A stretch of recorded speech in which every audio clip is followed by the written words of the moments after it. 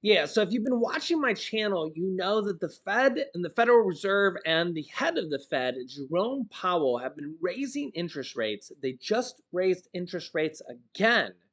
And well, they signaled that they're going to continue raising interest rates this year, which is not really good news. And it's not really good news for Americans because, well, take a look at this. Yeah.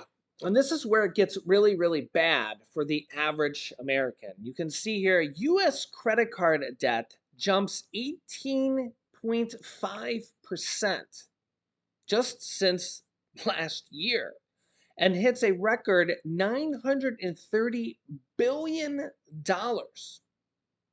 Yeah, this is a problem for the average American. Take a look at this, how bad this is starting to get. And this is starting to crush the average low and middle income American. Yeah, so now the average American has a credit card balance of $5,805.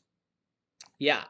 So at the nearly 20% interest rates, which is what the average credit card balance or the average credit card interest rate is now, if you made minimum payments towards the average credit card balance of $5,800, it would take you more than 17 years to pay off the debt. And it would cost you more than $8,200 just in interest, just in interest, and you would still owe the $5,800. That's right. This is the problem with credit cards is that number one, you end up owing more interest than you actually paid for the items. You literally pay more than double the cost of what you charge. So if you go and charge $100 in groceries, you end up paying more than $200 for those groceries, literally 100% plus in interest over the course of time. And if you make the minimum payments, which a lot of people do, it takes you 17 years to pay off those credit cards. 17 years. And the problem with this right now is that the Fed and Jerome Powell, who's the head of the Fed, is making this harder and harder for the average everyday American. Low income Americans, middle income Americans, not the high income Americans, not the rich, not the wealthy, but the average everyday people that go to work, do that 9 to 5, and live and breathe and you know die in America. This is the problem. It's literally making it harder and harder for the average everyday person. And don't forget that they just cut SNAP benefits, food benefits. Don't forget that food is up 13.5% in 2022. And now gas prices are going up even more. And it kind of feels like the whole system is against us. And inflation at a 40-year high. And it kind of makes you wonder, are they against us as a whole, the whole system? And it's like, how does the average person actually get out of this hole? Let me know your thoughts here in the comments because it does seem like the whole system is actually against us. And the conspiracy theories, I can already hear them now in the comment section because literally, if you look at the numbers, every single thing is against you if you have credit card debt. If you have any type of debt, now with those interest rates going up and up and up, I mean, mortgage rates last year went from under 3% to 7%. And it's overwhelming. It's overwhelming. And you can see this new data that came out here just at the end of January, based on new data that just came out, just compiled. 64% of Americans are living paycheck to paycheck. That's actually, I believe, the highest number we have ever seen. 64%. That's just about a full two-thirds of every American.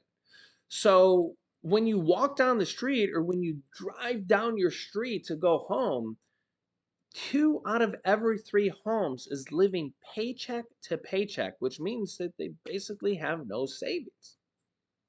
And when people go to retire, they work their whole lives. 50% of Americans have no savings going into retirement, which basically means they work their whole lives and aren't able to really save any money. and only have Social Security to keep them afloat. And don't forget that it was really only a lifetime ago that Social Security didn't even exist.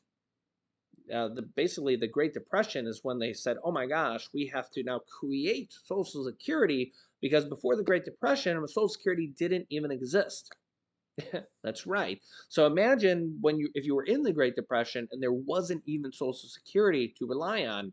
Imagine what the 2/3 of people did, or 50% of people did, that didn't even have Social Security then.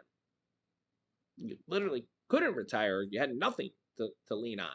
And they didn't have SNAP benefits. They didn't have unemployment benefits. They didn't have stimulus checks. They literally had nothing back then. Imagine what life was like back then. It was literally just fend for yourself. You were on your own. Yeah, and that wasn't that long ago. It was literally one lifetime ago. If you're pretty old, you actually might have been alive at that time, back at the end of the 1930s. So, in fact, if you are, please comment down below. I would love to hear from you. But yeah, and I mean, you got to think that at least things are a lot better nowadays with these type of programs. The problem now is that Social Security is basically running out of money. I mean, the latest Congressional Budget Office report says that Social Security is essentially going to run out of money in as early as 10 years by 2033, based on the latest details from the government. Now, of course, that's a projection, that's an estimate. We don't actually know what's going to happen in 2033 because, well, that's in the future.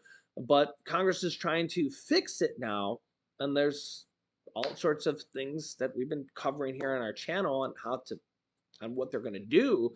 But this is a problem. This is a problem because eventually we're all going to be on Social Security. God willing, we all make it to that age, hopefully.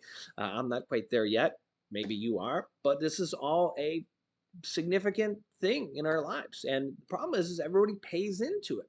So you put your money into the system and you're expecting to get it back plus interest, because if you put money into it, you're expecting to get interest back, which is basically what Social Security does. They give you Social Security plus interest, which is basically T-bills. That's the Social Security invest your money in, Treasury bills. Okay, so basically that's what happens is you get your Social Security money back plus the interest it earns, which is T-bills, Treasury bills, throughout the course of time. So now they're figuring out, because basically Social Security is running out of money. It's basically spending more than it takes in, especially now with this latest 8.7% raise that just went in, which was the fourth largest raise ever.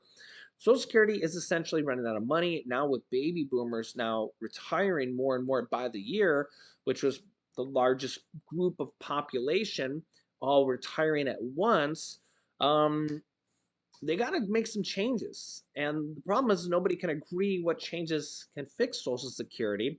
Republicans and Democrats have different ideas on how to fix it. The one thing we know is that nobody really wants to cut benefits, but they have to keep it afloat somehow. The other thing is nobody really wants to raise taxes on anybody, because if you raise taxes on people you raise taxes on aren't really happy either.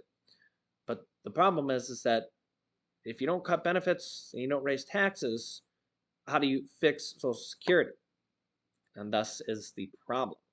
And there's a lot of problems in America right now, as you can probably see here going on here. And I'll keep you up to date here on all of them. Let me know your thoughts here, because that's part of my channel, is keeping you up to date here on everything going on here in our country on a daily basis. And honestly, we cover a lot of them that you won't hear on the mainstream news, or a lot of perspective you won't hear on the mainstream news as well. And if you watch my channel, you know this here on a daily basis. So if you haven't yet, make sure to click the subscribe button down below and then the bell icon so you don't miss out on new videos that come out here every day at 10 a.m., 3 p.m., and 8 p.m. Eastern Standard Time. And thank you so much for liking and sharing these videos so other people get to know about everything going on here on our YouTube channel. And I'll keep you up to date here. Also, here's some videos you can watch next. Here is a big vote that Congress just did. Watch that if you haven't yet. And here is the CIA director video about this. He just said that China is preparing for an invasion. That's right. So click on one of those videos next. Thanks for watching, guys, and I will see you in the next video.